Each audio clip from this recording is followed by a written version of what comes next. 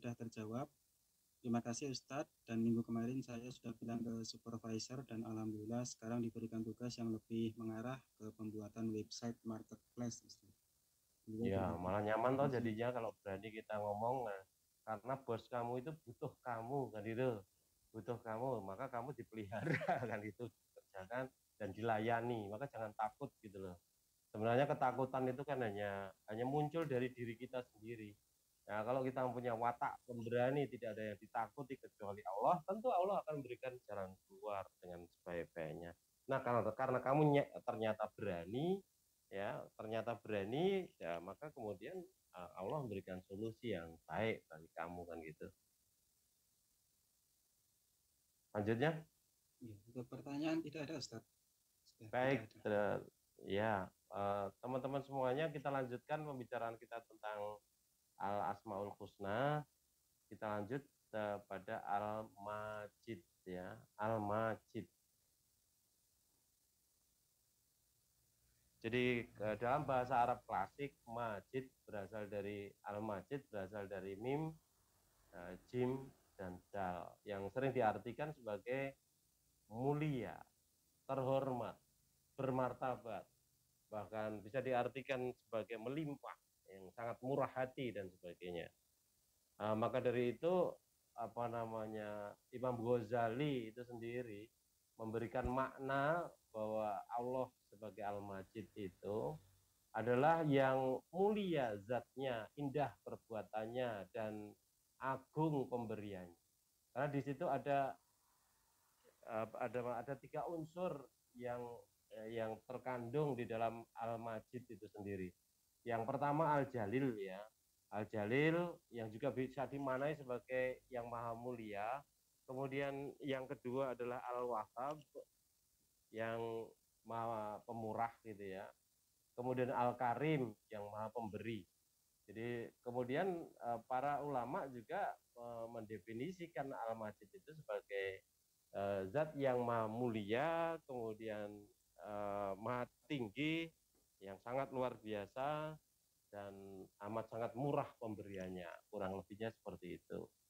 Nah, di sini ada kata Al-Majid dengan yang sudah kita pelajari Al-Majid kan gitu. Nah, bedanya sebenarnya sama-sama yang maha mulia. Ada ulama yang membedakan di antara keduanya. Al-Majid itu adalah Allah yang maha mulia dan memuliakan manusia dengan kemuliaannya.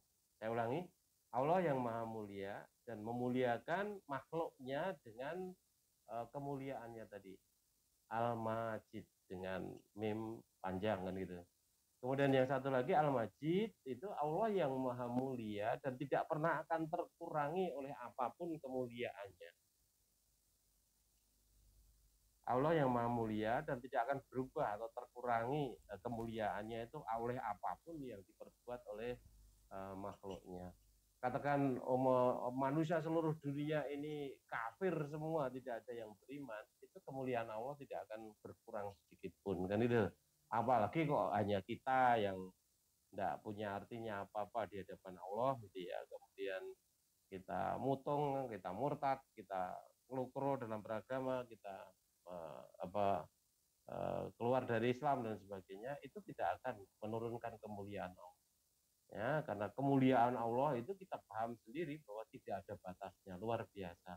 Bahkan otak kita sebagai hambanya yang paling cerdas sekalipun, bahkan otak-otak manusia dijejer sejuta otak untuk berpikir tentang kemuliaan Allah itu seperti apa, tidak pernah akan sampai. Karena kita itu betul-betul amat sangat terbatas, kemampuan kita sedang Allah itu betul-betul di luar batas. Artinya tidak ada yang membatasi kemuliaan Allah itu sendiri kan itu. Nah, yang terpenting di sini adalah Al-Majid ya, Allah yang mulia yang kemudian memuliakan manusia dengan kemuliaannya itu. Ya, kita sebagai hamba Allah harus berharap, artinya kita wajib berharap bahwa diri kita menjadi manusia yang mulia, ya. Akan tetapi harus ngerti jalan nih. Kalau kita bicara tentang yang mulia, karena kemuliaan itu ada di tangan Allah, maka hanya orang-orang yang dia dekat kepada Allah, hanya orang-orang yang taat kepada Allah, hanya orang yang mendapatkan ridho Allah saja yang mendapatkan kemuliaan, kan itu.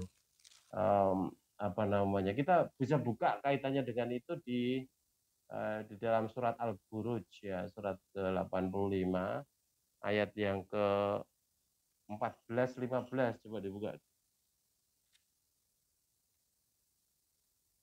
Quran surat Al-Buruj surat ke-85 ayat 14 dan 15. A'udzu billahi minasyaitonir rajim.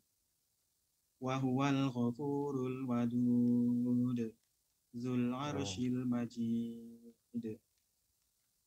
Dan dialah yang maha pengampun, maha pengasih, yang memiliki arsy, lagi maha mulia. Ya, di situ dua ayat itu mensifatkan Allah dengan beberapa sifatnya yang dijejer di situ. Di antaranya yang terakhir itu adalah yang maha mulia. Kemudian ayat terakhir dari surat itu, silakan. Ayat ke-22. Fi lauhim mahfuz. Oh, sebelum itu. Ayat 21. 21, ya. Ayat ke-21. Bal huwa Qur'anum majid. Ya. Bahkan yang didustakan itu ialah Al-Qur'an yang mulia. Ya, Al-Qur'an yang mulia. Sama kata Al-Majid di situ ditempelkan kepada Al-Qur'an, kan itu. Nah, itu bisa dimaknai juga Al-Majid itu adalah nama Allah ya, yang tentu saja menurunkan Al-Qur'an itu. Tetapi juga bisa dimaknai bahwa Al-Majid di situ yang dimaksudkan adalah apa namanya, kemuliaan. Nah, kemuliaan itu hanya bisa dicapai melalui Al-Qur'an. Artinya Allah memberikan kemuliaan kepada manusia itu melalui jalannya. Nah, jalan yang ditunjukkan itu adalah jalan yang mulia, yakni Al-Qur'an itu sendiri, kan gitu. Nah, maka orang-orang siapapun dia, dari ras manapun, dari suku bangsa manapun dia hidup di zaman apapun, ya, zaman Rasulullah maupun zaman mendekati akhir nanti, ya, dia tetap akan menjadi manusia yang mulia kalau dia itu mengikuti Al-Qur'an, hidup sesuai dengan Al-Qur'an, kan itu. Ya, sebaliknya, ya, meskipun dia termasuk hidup di zaman Rasulullah,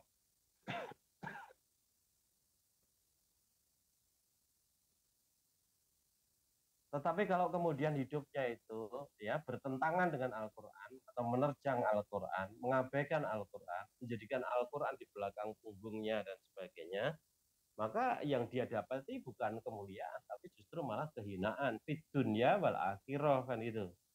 Ya.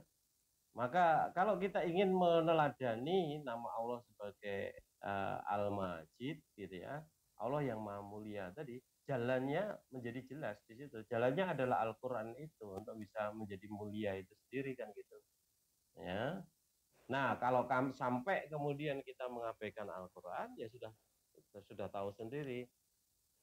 Ya, tentu saja apa namanya akan kehancuran yang akan dia dapatkan, kan gitu. Ya, tidak ada kemuliaan kecuali itu semuanya datang dari Allah, dan Allah akan memberikan kemuliaan itu kalau hambanya tadi beramal sesuai dengan Al-Qur'an, ya, beramal untuk mendapatkan ridhonya sehingga diberi kemuliaan itu, kan itu. Ya.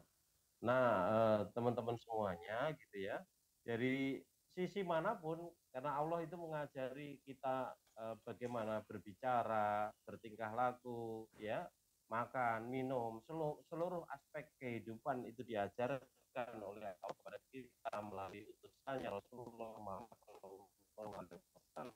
Ya, maka setiap orang Islam, setiap orang beriman itu dituntut untuk mengkaji Quran dan Sunnah, atau dalam bahasa simpelnya adalah ilmu, gitu ya, Quran itu sendiri. Ya, kalau segala sesuatu yang bertentangan dengan Al-Quran dan As-Sunnah ya tidak layak untuk disebut sebagai ilmu. Ya, gitu. Maka Muslim wajib telah ilmu ilmu itu setiap orang Islam